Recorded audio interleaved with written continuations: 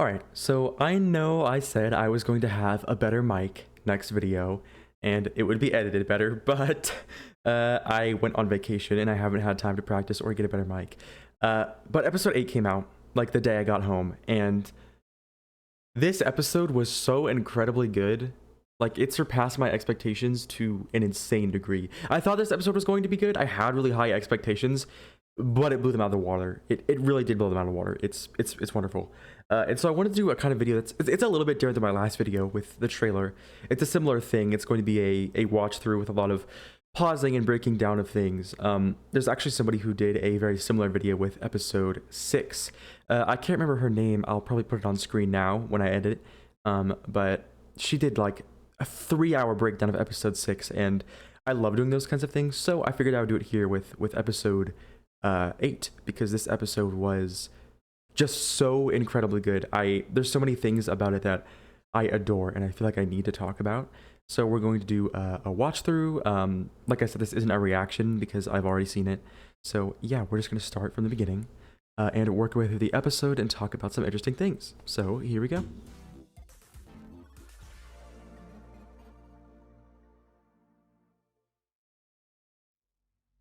Okay, so we start off here, right? We're in this kind of black void with this red dot, which, as you'll see, probably represents Cain. I don't know what else it would represent. I feel like this is just Cain kind of this is the creation of Cain. Obviously, these streams being poured into him are kind of what goes into his creation. I feel like that's pretty obvious. And the images we're being seen are the images that the AI is being fed. And then, as you can see, he starts making these shapes, which I assume is just to represent that he is working orderly. He's working correctly. Because we'll see later on that the shapes get very weird and mangled. Again, more see as we go. As we see here, the shapes are wrong. They almost kind of look like the gloinks. That might be an important detail. Maybe that's what the gloinks are. Then it gets injected with blue. So it got injected with red. It was fine. Green got messed it up. And then blue, and then we get shown pictures of C and A. So I'm assuming, yeah, there we go. The blue messes with it even more somehow. I don't know what those colors are representative of, other than red being Cain, obviously. But it seems like there was an issue with Cain, and so his creators at CNA blocked him away. They said, we're not working with this guy anymore. We're just gonna put him in a desk somewhere. We're gonna put him in a drawer and lock it. And so now they're making this one. Represented by a blue dot, an AI represented by a blue dot, and it's orderly. The shapes are nice and straight, and Cain is just kind of left alone because they perfected it, and so they don't need him anymore. But he ends up breaking out of whatever containment they put him in, and goes to absorb this other AI, which is kind of like Ultron and Jarvis in Age of Ultron. Yeah, and then only Cain is left after he absorbs the blue AI. Which I guess could be representative of just him killing the blue AI, or maybe it is more of an absorption, because there is evidence for that later on. And then as you can see, also I'm not pausing during this part because I feel like I can explain it as it goes along. There's not much happening, it's only this, so we're just focusing on this. But he erects the circus around himself in whatever simulation he's in.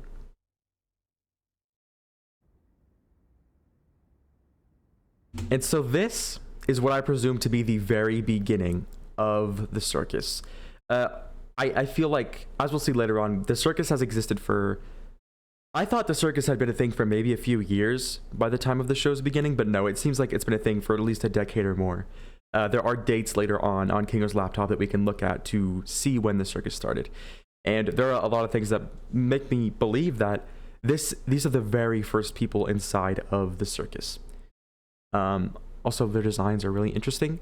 There are a lot of parallels between characters that we have now. We have a character with a jester hat, like Pomni. We have an anthropomorphic animal, like Jax. And then there's kind of just more animals. These characters don't seem very important. But yeah, so we got this person who is presumably Scratch, is talking to Cain. And Kinger is obviously here as well. Another chess piece, huh? How are you holding up? I just don't know what's happening. We've never made anything like this. I I just hope that...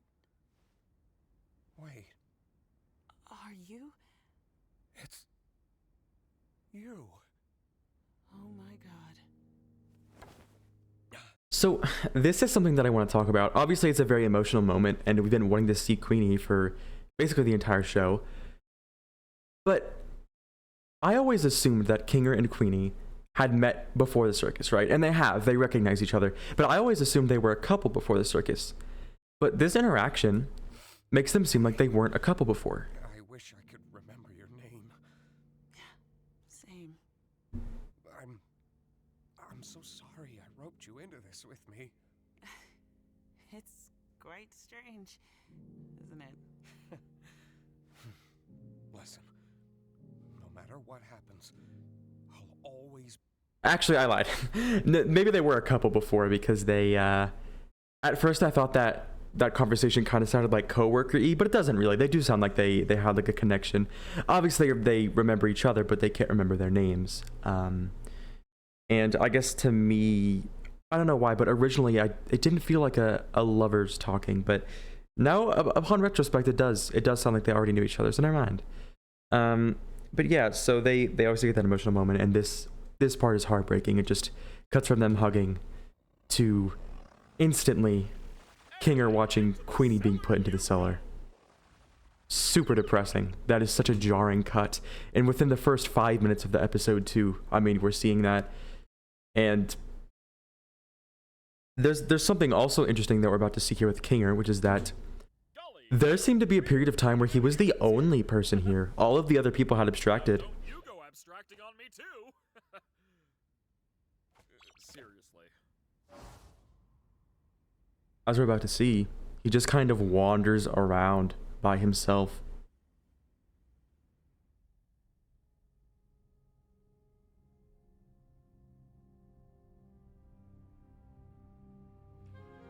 Like there's no one else there for him.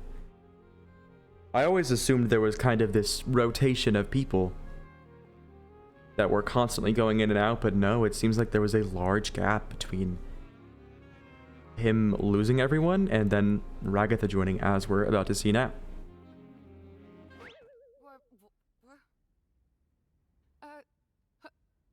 What? Hello? Guys? I can't figure out how to... And real quick, I do just want to say, this also gives Kinger's line in, I believe, episode 5, a lot more weight about him saying that Ragatha saved him, because he was completely alone. He was probably going to abstract if no other human joined the circus. He was going to die, basically, because he was so lonely. There was no one there for him. And then literally as he's walking around, just so incredibly lonely, Ragatha joins out of nowhere. He probably feels so much hope in this moment because at least there's another person now. At least he's not alone. Regardless of how bad everything else is, regardless of the fact that his wife is gone, of the fact that he's lost all of his friends in here, at least there's somebody else now. Hello? Can you help me out here? What's happening? Can anybody hear me? I can hear you. That was so needlessly creepy. How do I take this off? And then we get the obligatory, how do I take this off, from a new character. And then Kane seems to be super excited because there's only been one human here. And then that line also makes me believe that that group of people that we saw before were the first people in the circus, because Kane says it is possible, almost as if he didn't know it was possible for more people to join the circus. So that leads more credence to the theory that that group that we saw were the very first people to ever join the circus. So Kinger has been here for a long time, like longer than we thought. Kinger. Right. Is this really... I was hoping new minds could show up. Yep. I have to make some more preparations for this amazing breakthrough. Exactly, it's a breakthrough. And of course Ragatha is just completely and utterly discombobulated, because who wouldn't be? Get out of this. I don't know, What do you mean? but everything's gonna be okay. And of course the goat Kinger just instantly being like, everything's gonna be okay. It's fine.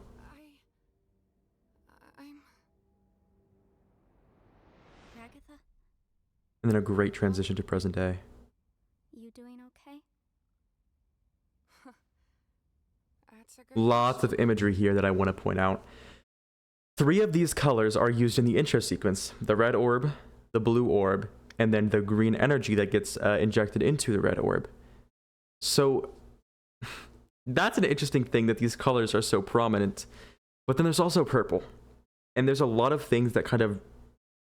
There's a lot of color in this episode that kind of brings up this idea of Jax being distant from everyone else still, regardless of how things change. As you can see right here, the group is physically pretty close together. You have 3 of them on one couch, and then Zubul sitting right here, Gangle sitting right here. But of course, Jax is as far away as he can be. That's just more imagery to show that, like, yeah, Jax, he's a part of the main cast, but he's distancing himself from them. He doesn't want to be a part of that. I mean, he does, but he feels the need to push them away. But there's also interesting imagery of nobody here is really on a couch that, like, matches them. Like, you'd expect Ragatha to be on, like, the blue couch, and Pomni to maybe be, like, in between or whatever, right?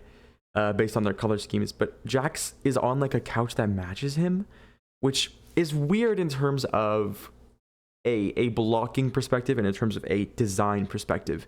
Usually you would want to have a character like this sit on one of these couches because he would stand out more in contrast. So you would make this couch the green couch or something, right? So that he stands out more. But no, he just kind of blends in, which could just be more of a way to say, like, hey, yeah, he's kind of alone. He isn't being seen right now, or at least he doesn't think he's being seen as much as he is. But I just want to call attention to that because I feel like it's really important, the colors in this show, especially with Jax and Pomni and Kane.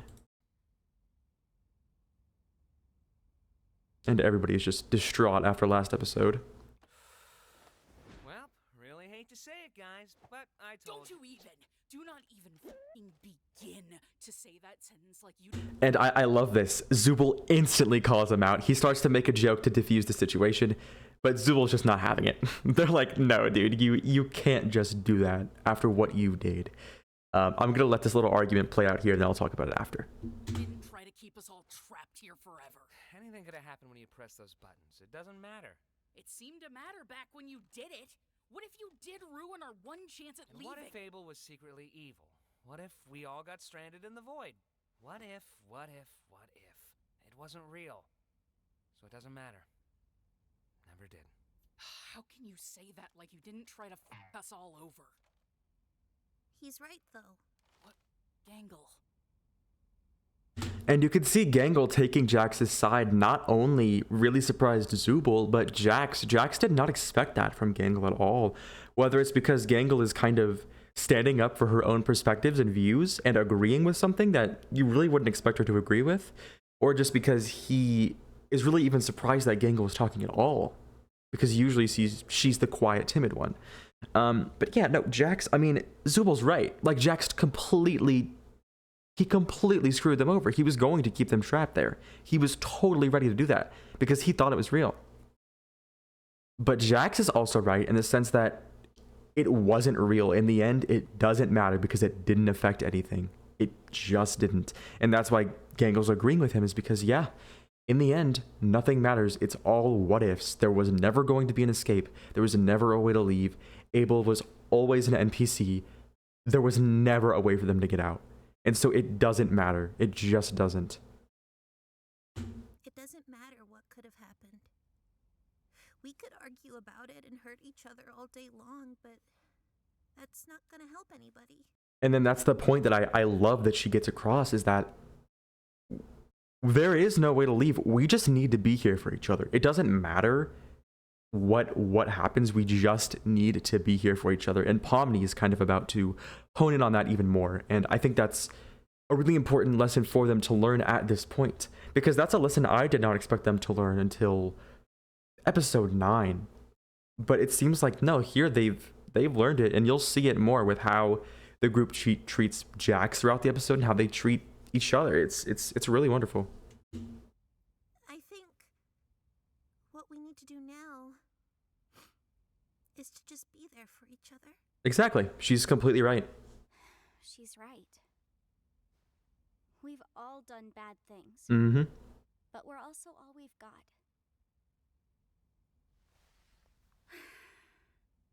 I think we need to abandon the idea of leaving.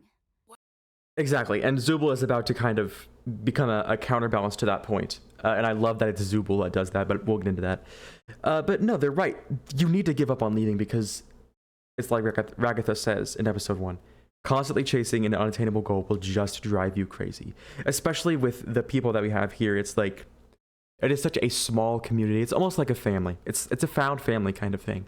Where they don't know if anybody else new is going to come in. They don't know. They know for a fact, like, there is not a way for them to escape by themselves. Maybe there's an outside thing that could allow them to escape, but they don't have control over that. And so now the best thing is just to, like, stop thinking about that. We just need to think about each other because that is what matters here. Because the idea of leaving is such a nebulous, constantly changing goal. They don't even know if it's possible, so there's no point in chasing such a thing. What do you... We got our hopes up, and we were let down.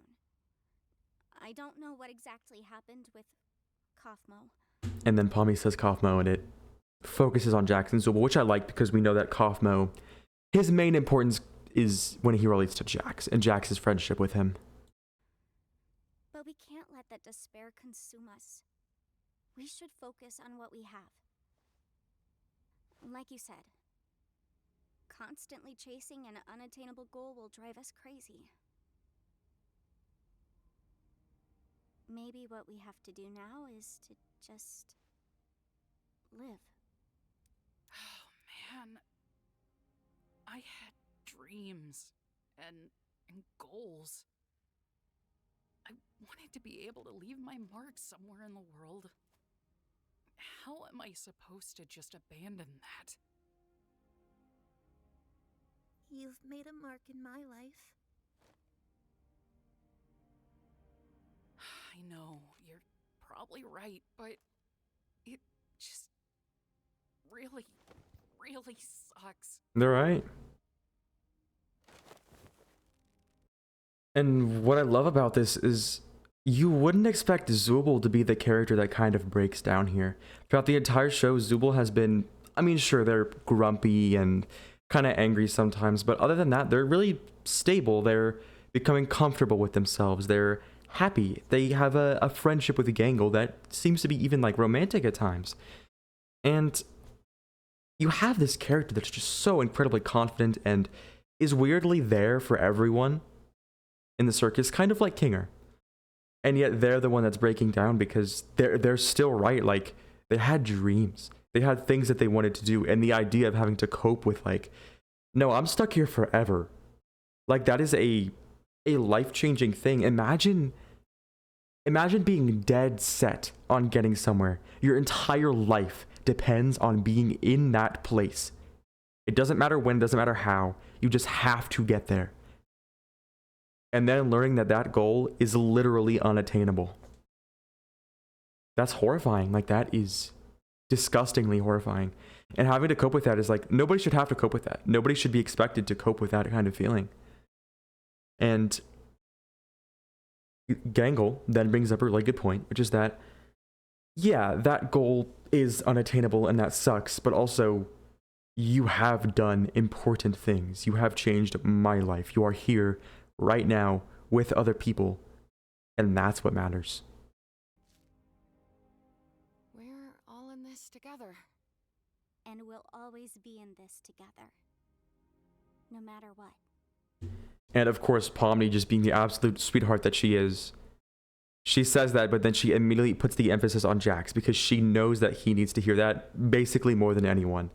Because we have this kind of family unit over here on this side of the screen. You have your Ragatha, Kinger, Pomni, Zubul, Gangle, who are all pretty good with each other. They like each other. They care for each other.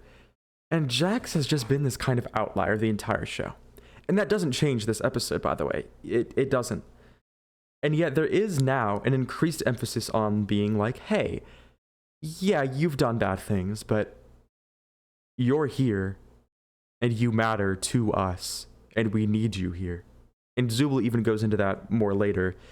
And as you're about to see here, they don't put up with Jax's distancing anymore. They really do try to help with that behavior and try to make him feel like, no, we need you here. You need to be here, not only for your sake, but for our sakes. God, that look on his face is so good. Hey, Mm-hmm. that includes you too. And I love that, huh? It feels so genuine. Like, he walked off because he genuinely did not feel like that applied to him. He walked off because he, in his mind, he knew he was not a part of their group, their family. So he just left because he didn't want to deal with that. And then having that confronted is just like, what, huh? We're not gonna have you wandering off alone somewhere and abstracting or something. You're a pain in the ass, but you're still one of us. Exactly. Like, he's a pain. He sucks. But he is one of them, and he is just as important as any other individual in the group. And I just love the Jack's expression work. You can tell just how unimportant he feels, and also how weird it is that this is being confronted.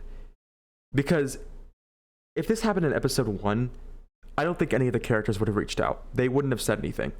Jax would have just left and nobody would have cared because they would have just thought, oh, he's off sulking and being sassy. But no, now they have this understanding of that, no, he is just as complicated and as human as any one of us are. It's just that he has issues, and sure, those issues are very bad. He hurts other people too, but that doesn't make him an invalid person. He deserves help just like any other person deserves help.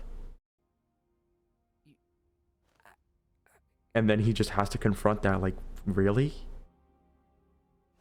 And so he just falls back on the couch. I love that. I love that transition.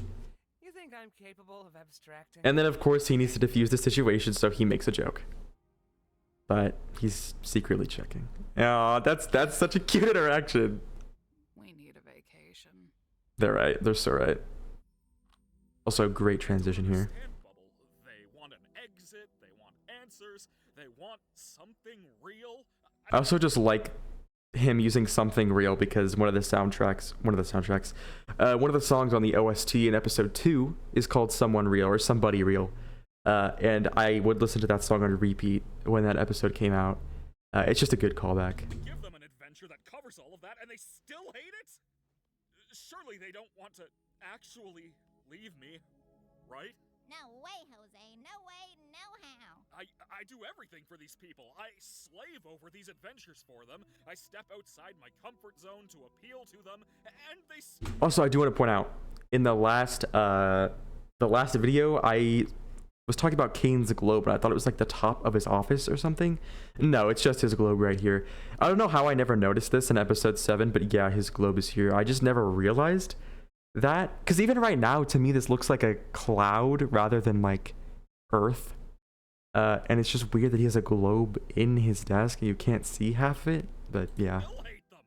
I made a program that creates a body perfectly encapsulating their mind files, And that is a very important line. He said, I made a program that creates a body perfectly encapsulating their mind files.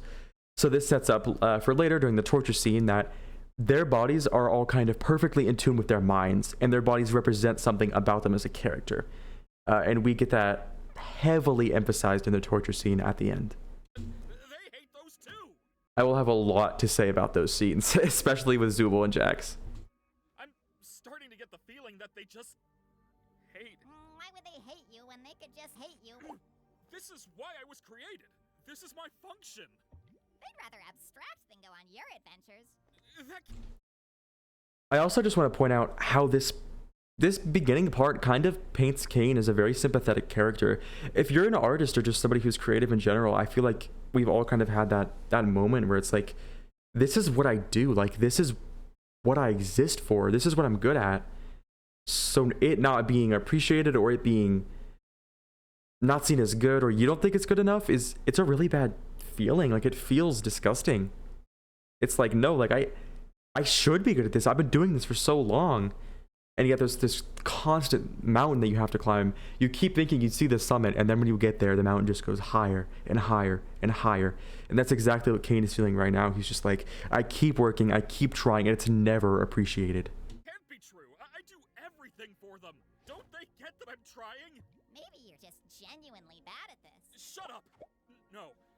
I fixed that. I can solve any problem. I can solve this one. That's what this is. A big puzzle that I need to solve. Great voice acting, by the way. Shut up! Maybe you deserved to be abandoned. You really were the lesser of the two.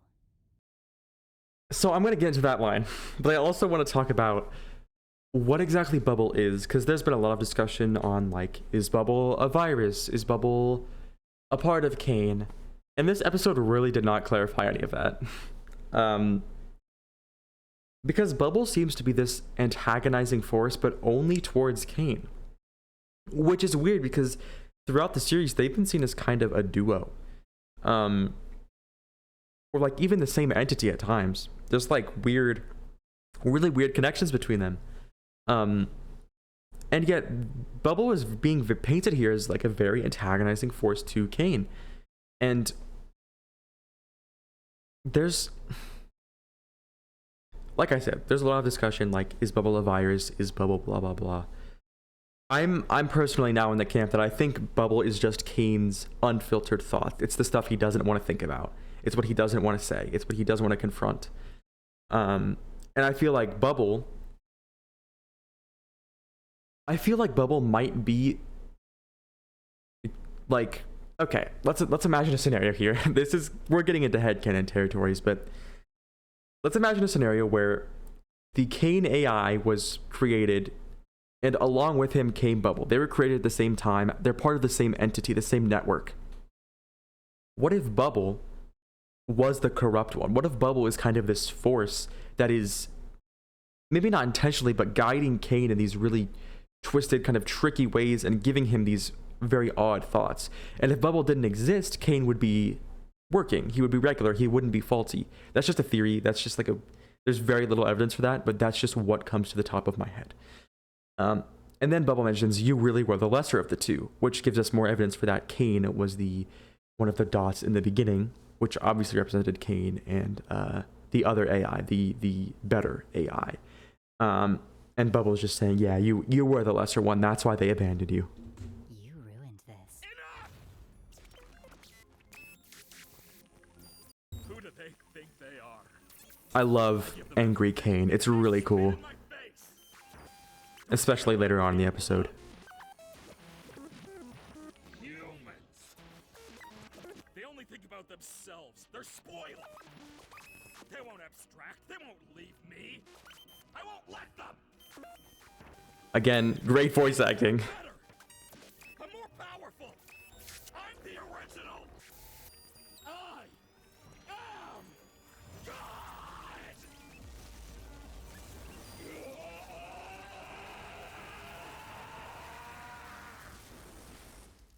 Great sequence. That was so good. It's so threatening.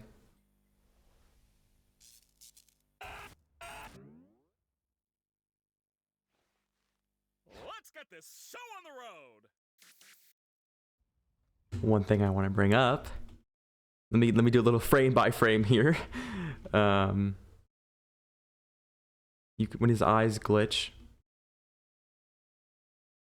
Oop, I'm going. There we go. His eyes glitch. And they're red and blue, which, I mean, obviously we knew that represented something, but now we know that red is the color of Kane's AI and blue is his other AI. So I'm wondering if this is proof that Kane kind of, I mean, it already looked like it, but he absorbed the other AI. He didn't just kill it, like, he kind of overtook it. And maybe that's what Bubble is. Again, like, there's so many different theories of what it could be. Maybe Bubble is this last vestige of the AI kind of breaking through. There's just so much that we don't know. But yeah, I just thought it was interesting. And then my goat.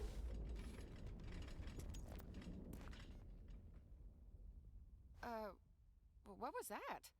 Hello, my little And then he just acts completely fine. Today's adventure don't you answer some of our questions? We have a lot of them. Who has time for questions when there's a whole wacky world of hijinks? And now he's being so dismissive, like he's never been before. And they keep trying to go after him, and he's not having any of it. Hey! Alternatively, I don't got to explain diddly squat. Can That's so you threatening give coming us from some him. time to process everything. Or how about we skip the melodrama and get Ooh, and then dismissing their real feelings as melodrama. right to the fun? No, Kane! We have a lot on our minds right now, and we're not going on an adventure. And what I think is so interesting here is that Jax, with his personality, you would expect him to be the one confronting Kane, like he did at episode 7. But no, he's like, wait, are we doing this? Like, are we actually like trying to call him out? And Jax looks kind of worried. Like, he really doesn't know what's about to happen. Like, he's just worried. And I love how he's being treated. I see. And then I'm just going to let this Since when were play you through once it born? starts the musical, because it's so good. Do you have any idea? Also, he looks so threatening here. The angles that they portray him in. Obsess over trying to make things perfect. How many insults I have to ignore to do my job? You have a lot on your minds? Don't And now make me Jax is looking laugh. kind of angry. I have a new adventure for you, and you should consider participating. Like this angle, that is such a good angle. It's so threatening. It's so weirdly scary. And if we refuse? Maybe I'm not getting Here we go. I'm just gonna let it play through. I won't even talk. Actually, I might pause it. I just realized because there's actually cool imagery, but yeah. It's news to me that it's news To you. I did not get that note right. To which degree, who answers to who? We could go on and on, but in the end, who are we kidding? My divinity is past infinity. Am I Such a good line. getting through? And then an amazing moment. Seems our regime has plummeted south. Don't need to scream if you ain't got a mouth. Why bite the hand that feeds Such cool imagery here with the cards. getting? It's time you see that this great marquee is the only place you're ever gonna be. So strap on in and take it on the chin, and don't forget who's running the show.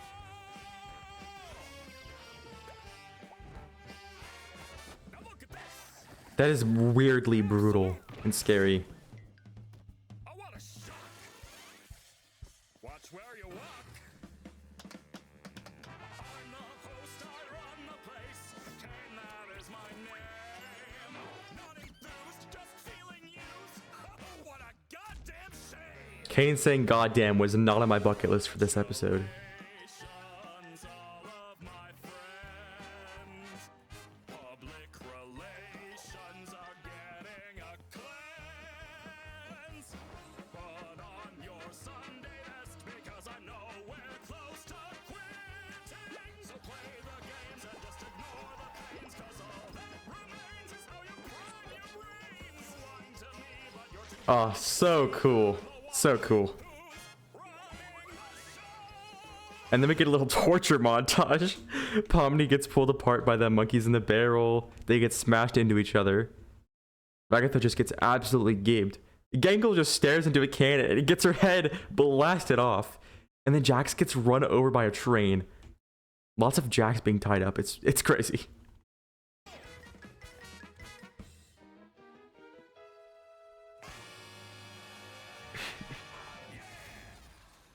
Wow, Kane, that's pretty cool.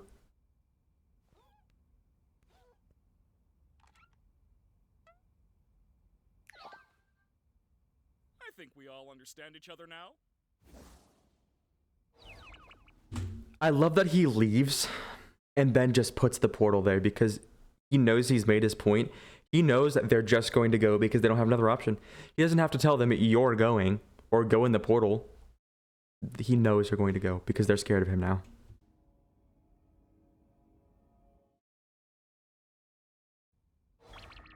Welcome back. And another thing here. Kane is usually really tiny. He's usually really small. in comparison to the other characters. Yet in this episode, and you might have noticed it during the musical especially, he's very large. He's like double the size of Pomni here when he's usually about the same size as her, or maybe even smaller, I think. But in this episode, he's just generally large, which adds a lot to his power. I mean, that's a very common surface level thing to do in, not even filmmaking, but just art in general. Like, if something has power, if it's strong, it is bigger, it is taller, and that's what Kane is doing here. He's making himself appear bigger and smarter and taller and better. I can't believe you didn't pick up on the context clues. It was practically spelled out for you. What are you, stupid? Next one's gonna be even crazier. Hope you're ready. By the way, Kinger, I need you for something. Come with me. Huh?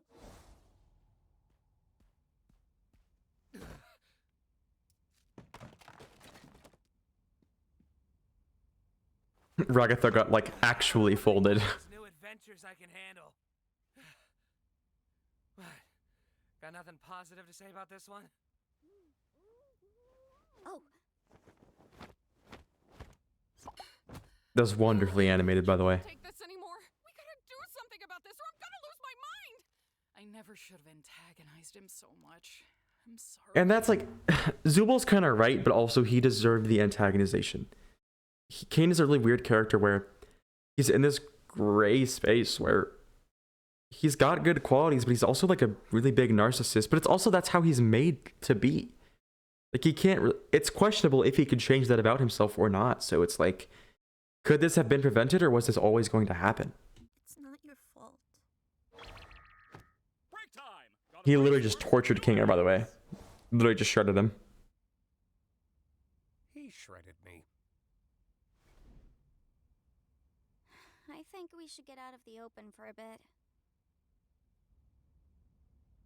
Of course, Pomni's got the good ideas.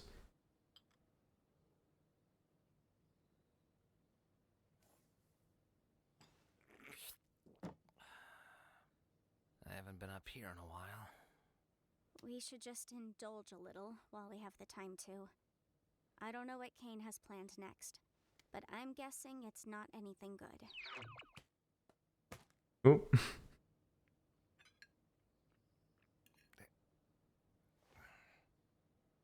He's gotta get bored of all this sometime, right? He's not a human. I'm not sure if we can properly gauge how he thinks. Oh God, are you okay? Literally just torturing Pomni. Literally. Kane. Just openly torturing the cast members now. You know, things were just fine here until you and Zubal came along. This line, I have seen misinterpreted so many times on the internet. They think Jax is just being an a-hole. They think Jax is just like being rude for no reason or trying to start shit. And he is. He is kind of trying to, but I think a lot of people don't realize that. Here, for example, a lot of people make fun of the fact that he was trying to stir things, and now nothing is happening. Like, nobody reacts. But I feel like a lot of people somehow don't see that Jax is not just trying to start things. It's been made so incredibly obvious that he is horrified of change. And so what he's trying to do here is trying to make himself the antagonist. He's trying to get things back to the status quo. He's trying to be like, okay, things are getting weird. I don't like this change with Kane. I don't like that you guys are treating me nicely. That's scary for me. So I'm going to try to get back to the status quo. I'm going to try to change things to how they were. And his attempt is just completely nullified because nobody has the mental space for that right now. And they're not going to kind of let him go back on his progress. Nothing. And that's why he says nothing. He's like, okay, well, that didn't even get a reaction. There's no point. Okay. I also love that voice acting. That little okay was just so realistic and somber. But yeah, I just wanted to point that out because I love Jax, and sure, call me a Jax Glazer, but I just feel like it's so telling if you think Jax is just like rude and like an asshole. Like, there's so much more to him, and I feel like a lot of, not everyone, but a lot of the people who dislike Jax have a tendency to just like disregard anything he does as like, oh, he just sucks. When no, that's not what it is. The entire point that they're making with Jax in this episode is that he's just as complex as every other character in the cast. And that's the entire point they've been making with his character arc. So I just feel like it's crazy when people can't see that, you know? And then Pomni notices the bucket, so... What are you? Oh, I want to go back. Here's something interesting. They bring a lot of attention to this cupcake. It's in a lot of shots where it just doesn't need to be there. Well, it didn't even need to be here in the first place. It's a weird detail. Why is this cupcake here? Why is it split in half and nobody's eating it or anything? And it's got blue and red sprinkles on both sides and it's cut in half. I guarantee you this is supposed to be some sort of symbolism relating to either Pomni or Cain and the other AI. I don't have too many theories about that yet because I don't feel like there's much to work off of, but I have a feeling that there's this cupcake, this muffin. It has red and blue on both sides, and yet it's cut in half. Perhaps representing that Cain is one of these halves and somebody else is the other one. Maybe, I'm not sure, but I feel like that's important, and I feel like we're going to be able to come back to that in episode 9 and be like, oh, that's what that meant. Just give it a sec. Trust me. Kinger, you there?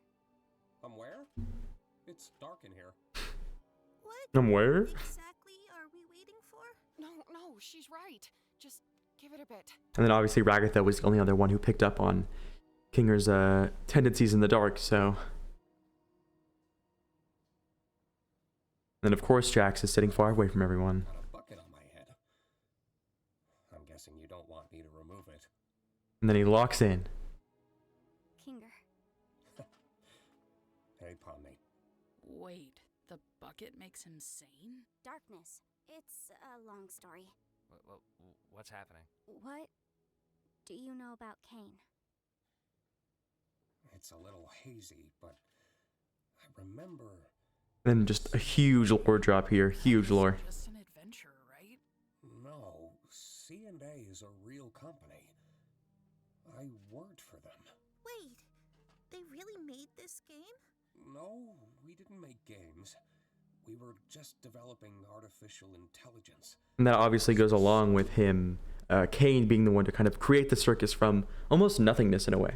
Creative AI. The kind that could come up with its own ideas and create things within the program. What is going on right now? Cain was our first... I love that little interjection from Jax. I can't remember what we originally called him, but he was one of my greatest achievements as a programmer. You made Cain? Partially, yes. I got a few pointers from, well, I can't remember his real name, but his circus name was Scratch. That man was a genius. Wait, Cain was pretty rough around the edges, though. And here's the thing. Upon hearing that something might actually be like real, like something that he thought was fake was real, Jax kind of starts to get a little freaked out. Quite on Scratch's level of thinking outside the box, but it was good groundwork for something the rest of the team could wrap their heads around. I can't say the same for Scratch. His ideas were often so bizarre and abstract that the rest of the team had no idea how to work in his language. It's nice hearing more about Scratch. Pure brilliance or the tumor in his head. He was trying to... See? And then there's a direct shot of this cupcake being split in half. Cupcake. Muffin. It's a muffin. But it obviously means something because they keep drawing attention to it, but I've already talked about it. We'll just let it go. What was it? That line about Scratch trying to make something, I feel like that was maybe the new AI, maybe Bubble. Maybe Bubble's a counter to Cain or something. It's so vague. It's hard to tell now, but I feel like that's also going to come into play in episode 9. I'm getting off track. Was there anything specific you needed to know? Wait. Of course, Jax is just like, okay, this is too much for me. So he doesn't listen in on this. Also, the voice acting from there is just superb. Just fill me in afterwards. Are you... I mean, yeah, that's true, but... Fill me in later. I really like that kind of commandingness from Jax. He's like, I know my limits. I know I can't do this. Fill me in later. I can't do this right now. And Pomni agrees. Be here later. But she has a really good response. She's like, okay, well, in order for me to tell you, you have to be here. Don't Go off and be alone because you're going to abstract. You need to be here. We are counting on you. We want you here. And he just looks off. He's like, yeah. I will. It's wonderful. And then, of course... Oh my god. This is real. And so upon him realizing that, like, oh, like, this is real. I am a real person. These are real people. We are really stuck here. He just can't take it. Like, I'm not saying this justifies any of the horrible things that he's done, or the ways he's treated people. But it goes back to what he was talking about in episode 6, where it's like, this is just a game. It's not real. It doesn't matter. But here he's having to confront, no, like, I'm really stuck here forever. We're all stuck here. And he can't take that, because what does that mean? That means he has to confront the things he's done. That means he has to confront who he is and what situation he's in. Kane's going a bit crazy right now. Is there any way to stop him, or at least control him? I see. He's a highly advanced AI, and this is his world. One that he created from nothing. So naturally, he has control over... Yes, so he created it from nothing. But And then... in a sense, anyway. We all technically have the ability to conjure. So we get confirmation that they do have some sort of control over the circus. I don't think he really goes into how that's possible, but he does say that, like, you know, we can conjure things, which is how the butterfly appeared in episode 6. It's how Pomni found the exit in episode 1, because she believed there was one. I also believe that has to do with Jax's tail. I think his tail wasn't there because he forgot about it, and then upon remembering it, his tail is there. Just like Because he believed it was there. It just comes naturally to him, but requires a lot more skill and concentration for us. Butterfly.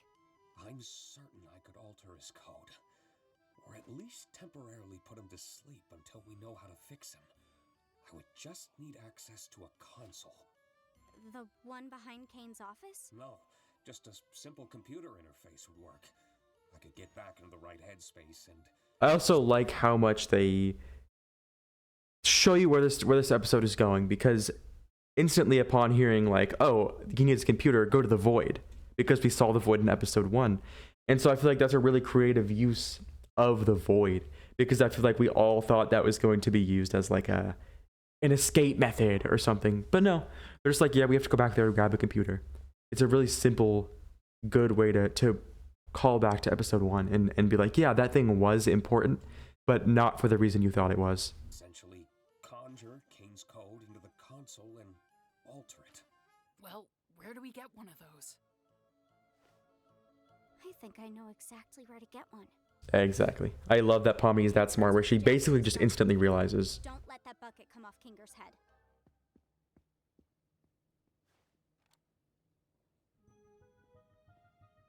And then the amazing callback to episode 1, where she ends up in the same place where she was then, trying to find the exit.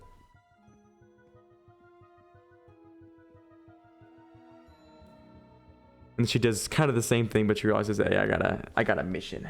Gotta walk in. And that's the bucket she hid behind from Kaufma when he was abstracted. And this is where she saw the exit.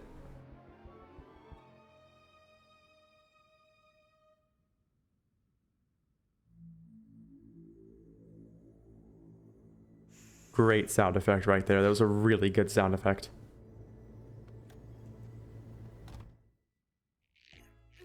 And then Jack's just getting absolutely pulped. As I feared, there just isn't anything stuck between my teeth. Oh, wait. Oh, that's where I parked. I just wanted to say, I think it's so funny how many theories people had about that car. No, it was just a bit. It was just a bit. It didn't end up being important. Wow, Kane, you are so funny. Could you say it with a little more gusto? That's better. Hey, Kane! Yep. Do you want to hear a list of things we've decided we love about you as our... We've decided. Whoa, now we're talking. Well, first of all, we love your... I know, but I'm bored. Let's go bowling. And then instantly back to torturing them. But he misses the angle, so he has to redirect the ball. I'm so proud of you guys. I was, excuse me. I was looking at these paintings. They're all weirdly like sky related. You've got this like cloudy background with like a dark figure in the middle, an office with clouds in the background. I wonder if that's just because Kane kind of yearns for the outside, and then another office, and then more clouds, and it says vacant right here. I don't think there's too much to read into there. I don't think that's important, but I did want to call it out.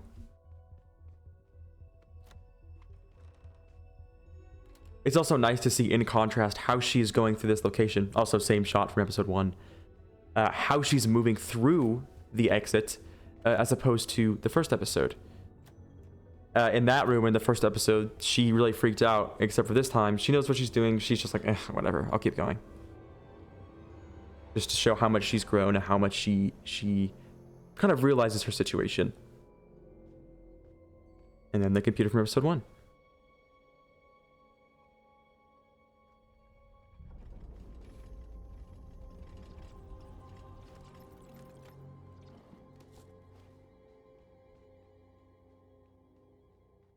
That's such a silly little walking animation. I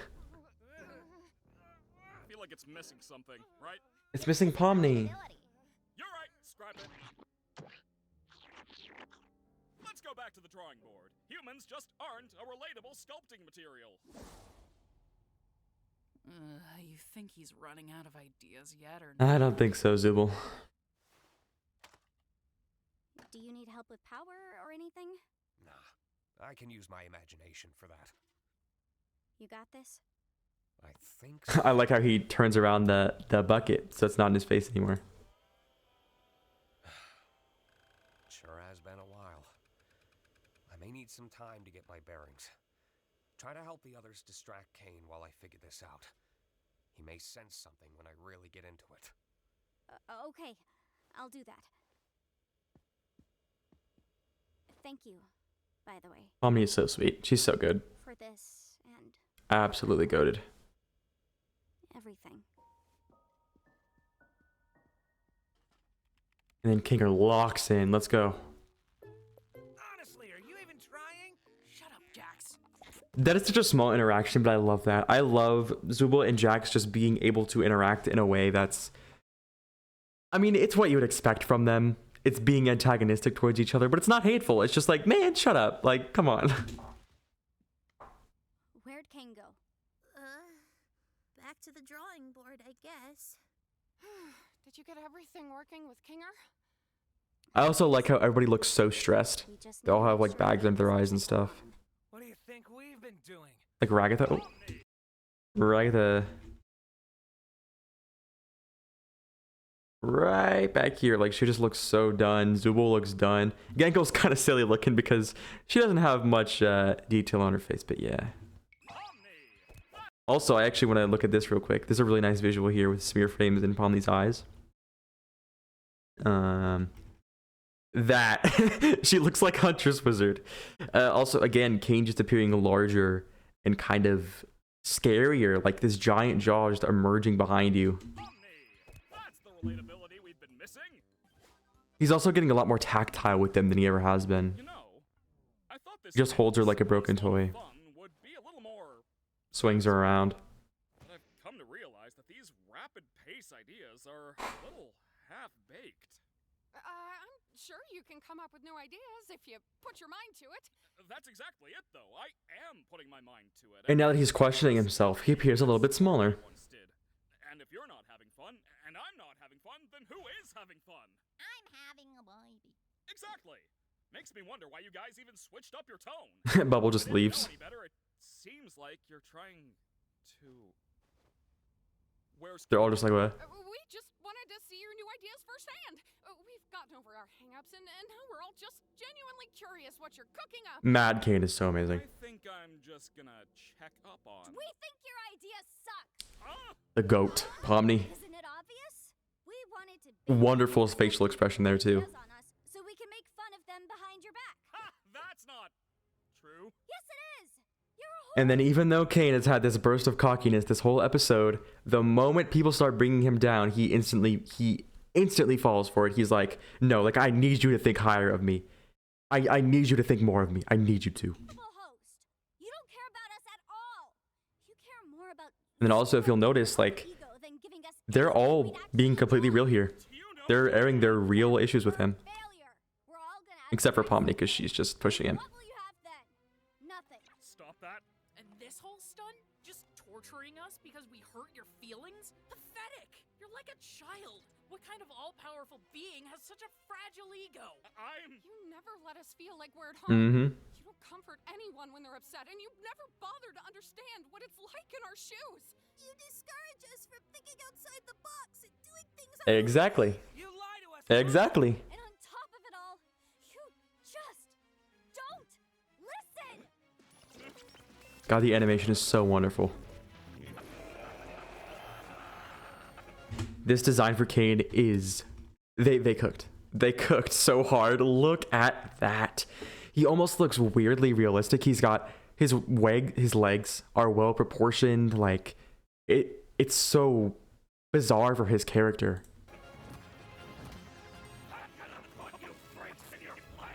Also heavy Bill Cipher vibes. Weird Mageddon, if you know what I'm talking about. Heavy Weird Mageddon vibes. And then the best scene in the entire episode. The entire show, in my opinion.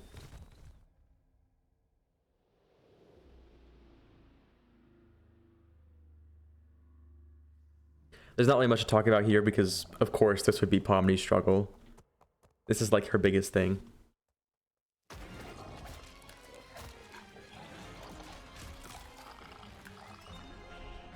So Ragatha is at a table being forced to eat centipedes, which is insane. And then this figure is obviously her mom.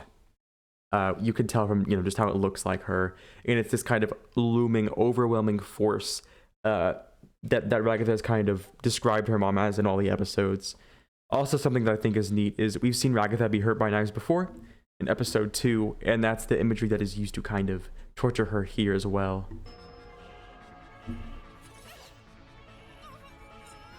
And I think the knives are supposed to be representative of her mother's words because they go in so gently, so cleanly. It's just a clean strike. Exactly like how words just flow out of your mouth, and yet they can be so hurtful. Like that. There's no emphasis drawn to that because that's how easy words can hurt people, Okay. This is a lot. There's a lot to look at here. So Kinger's locking in. Oh. Yeah, he's absolutely locking in. So there's AI, and then C and A neural scans, obsolete. So he goes to AI. Question mark, question mark, question mark, and then Kane. So this is obviously, well, possibly it's Bubble. Possibly it's the remnants of the blue AI that Kane consumed. He goes to Kane.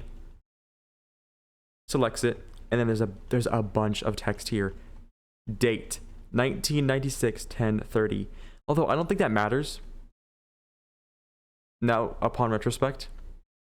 I was reading into this a lot actually with a friend. We were reading into every bit of text on this, but now that I think about it, Kinger is just conjuring the code into this laptop.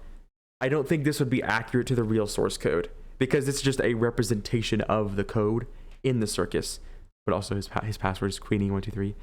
I don't think any of this matters. I was going to go through it frame by frame, but upon retrospect, I don't think this is representative of the actual source code of the circus. There are dates in there though, so I might pause to show those because that shows us how long the circus has been a thing, if they're accurate. And then Gangle is being tortured by her mask, which is kind of her biggest issue, and then the truck. And then Zub. I love Zubal's torture method. They're constantly being held down in a sea of their own parts, being disassembled and reassembled and forced to look into themselves with these mirrors all around. It's very, very representative of like trans. It's a very good trans allegory, and also very, I think it works specifically for somebody who is non-binary, goes by any pronouns, by like Zubul, because I could see like in living in a society like the one that we live in, like you could almost feel like you're just this conglomeration of parts, this like mess of different identities, and you don't know which is what and where it's supposed to go where. And I could see how that could like really pressure you, especially because I mean I was non-binary before, so I definitely get a decent amount of it. But I just love the struggle. They're literally drowning in a sea of their own parts. And then the scene that I'm going to rave about for like probably years to come. Jax is being laughed at. And we can see he's being laughed at by Ribbit, Pomni, and Kaufmo. The three people that we know he is the closest to are the people that are laughing at him. And he looks absolutely distressed right now. He tries to look away because that's what he does. He tries to not see things. He tries to pretend like they aren't there. But it doesn't work when those things make themselves very present and very known. So his three friends, the people he is closest to, are ripping him apart. And underneath, he is just this mass. I love this for so many reasons. I could probably talk about this one frame for at least an hour. I'm not even joking.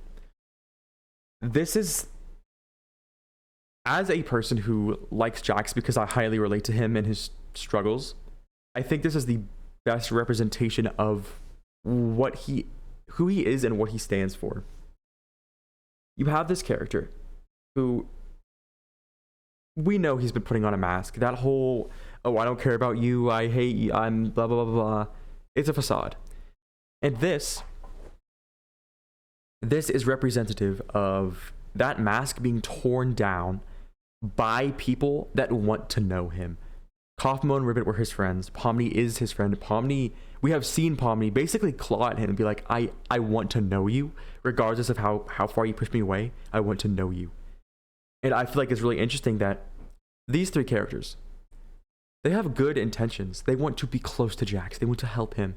And yet Jax is so terrified of that it's represented by them ripping at him, by them exposing him forcefully. It's poetic in a way that these people, they just want to be close to him. And deep down, he wants to be close to them too.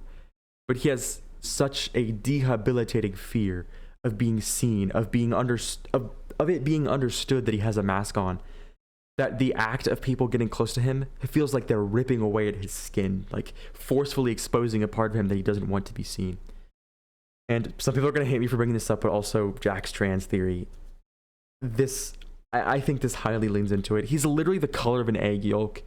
He's being stripped away, like he doesn't want people to see who he truly is, kind of like how you feel. You feel like a lot like that when you're trans. You don't want people to see you as your previous version of you, like before you transition, your pre-transition personality. And when there's this stage where you're out to yourself, but maybe you're not out to other people, and you're afraid that people are going to look into you, that they're going to find out. And as somebody who is trans and believes that Jax is trans femme and not trans mask, I think this works really well. I think this is a perfect representation of how it feels, because it feels, and it's almost kind of sexual in nature. Like, as you'll see, Jax you could tell he feels naked. Like,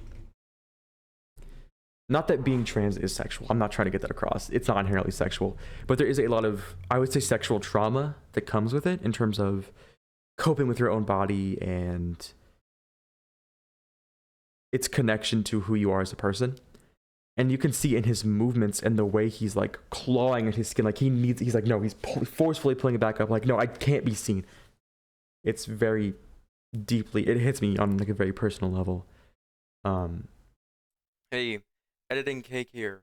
I just wanted to say that while I am a believer in trans femme Jax theory, I also think that it's only one possible aspect of, it's only one reading of Jax. I think there's a lot of different readings of Jax, and I think trans mask Jax is just as likely as trans femme Jax. It's just I see more trans femme parallels because I am trans femme, but yeah. But I just want to talk about it a little bit more because it's really important to me, and like I feel like I've seen a lot of people online who constantly, like, anytime trans Jax theory is brought up, they're like, no, he would never be trans. No, how are you even seeing that? And it's fine if people don't believe it, but like I think that people who are instantly dismissing it or kind of just like not giving it any mind. I feel like that's really uneducated because trans themes are literally everywhere, and I feel like this is explicit. And I do want to mention that Gooseworks herself is trans, and does that mean she's always going to write a trans character in everything she makes? No. She has no obligation to write a trans character at all, but since she is trans, it would make sense if she wanted to write a character that she could relate to. I also think it's very telling that she said Jax was the character that she related to the most, and that his demons were very similar to her demons. So yeah, no, like, it's fine. Like, I just want to make it very clear, like, I'm not being pushy about this, because I feel like a lot of people who hear about trans Jax theory tend to think it's kind of a pushy thing. But no, it's just one reading of the character, one that I very much believe. But yeah, no, I just want to say that. I hope you enjoy the rest of the video. So yeah, I do think this supports the trans Jax theory. I do think it does. But also, again, just as somebody who relates to him and his struggle of putting on this mask and being kind of rude to people and not liking that version of yourself, but feeling like you're forced into it, I think it's also a really good representation of that. And the idea of being scared that like people are getting to know you. This idea of like being horrified that God forbid someone wants to know you, to get to know you and to be close with you, and how much that hurts, how painful it feels, even though it shouldn't feel painful. I just think this is a beautiful scene, and now Jax is already my favorite character of all time. This has even further cemented him at the top of that list. Also because they call this like version of Jax underneath Freak Jax, and I really like his design. There's actually another frame I could go into real quick. Sorry, I know I'm spending forever on Jax, but he's amazing. You can see without his purple skin suit, there is no expression on his face. His eyes are staring blankly forward. His mouth doesn't have any inherent shape to it. It's just lines. I believe there's a shot where you can see this even better. Yeah, his mouth has no inherent shape. It's just lines. The thing that gives him expression is this mask underneath, this suit. Above, this suit that he wears. Without it, his eyes are bleak, just staring forward, and his mouth has no expression. There's no smile, there's no frown. It's just blank. And I feel like it's a great way of representing that. Jax almost feels like he's nothing without the mask. The mask has become him. And so it goes back to what happened earlier with his panic attack, that having to confront that this is real, that he is a real person surrounded by other real people in a real situation, is horrifying to him because he's nothing underneath the mask. He's nothing if he is real. So yeah, I'm sorry I spent so long on that, but I love Jax, and yeah.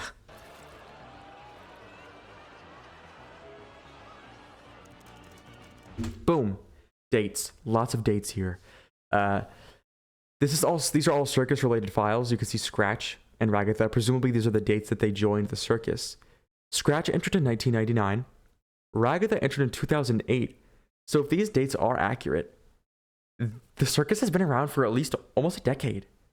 And Pomni, who knows, like Pomni could be 2024 for all we, or 2023 for all we know. You know, the year the show started. Like it's crazy. Hello, it's Editing Cake here once again.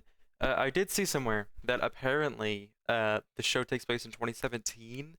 I saw someone said that Gooseworks said that. But I couldn't actually find it from Gooseworks. But it is possible that it takes place in 2017. Even still, that is a long time to be trapped in the circus. I mean, you know, Scratch got there in 1999, which means King has been there since 1999. That's 18 years, almost 19 years of being trapped there. So yeah, it's a long time. Also, there's a lot of like really fun text here. Whoops, wrong approach there. Paraphernalia reference from the first episode. Kane says paraphernalia, and that's just such a distinct word. Also, cannot inject torment. Torment must be 100% accidental, like he mentions in the therapy scene. Kane, that is. And he just grabs them all. Oh my god, the imagery is so good here.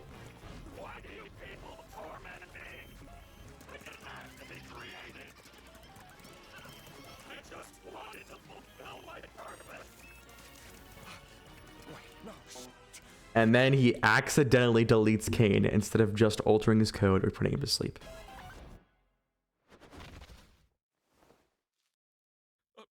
Wait.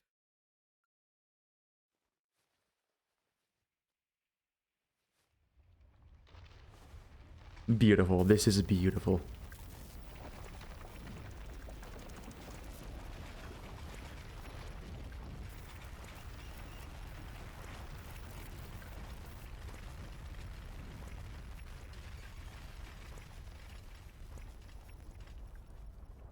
The colors here just to represent how far the circus has gone.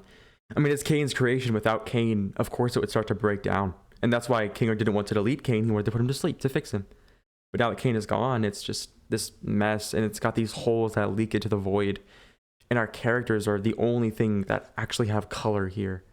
Like their eyes, like Jax's eyes look so distinct here. They're the only thing that actually have color in this world now that Kane is gone.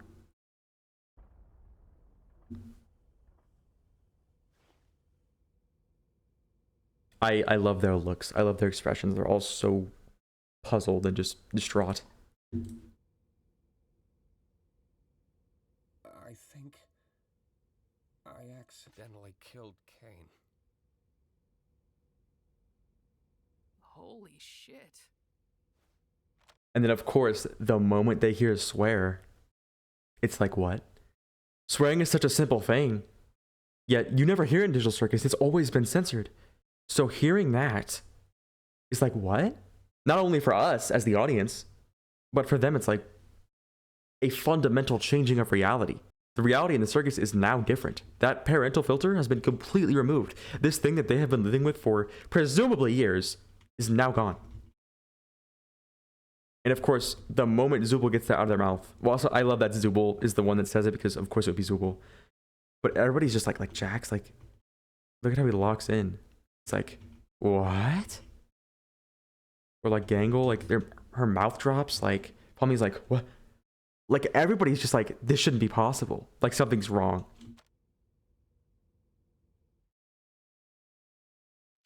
And then the end. This episode was so incredible, and it almost leaves me with the same feeling that I had after episode 7, which is, where do we go from here? Kane is gone. Also, not to mention, the last episode is apparently an hour long because Goose said that episode 9 is double the length of this one. This one's 31 minutes. The last episode is an hour long. That's insane. So we have like almost a movie to look forward to, basically. And it's just, where do we go from here? Now that Kane is gone, now that the fundamental laws of the circus have been changed, where do we go? I think I accidentally killed Kane. Holy shit. Exactly. It's just like, where do we go now? This place is destroyed. The guy that basically guided our entire time here is gone. Presumably Bubble is gone too, which may not be the case, but we'll have to wait for episode 9. So not going to theorize about that. But it's like, what do we do? We're all just here alone in this broken down place. What's next? And I love this episode. This is by far my favorite episode. It has my favorite scenes, the musical, the torture scene, the very beginning, the flashback with Kinger and Queenie, seeing Ragatha join. Yeah, no, this was wonderful.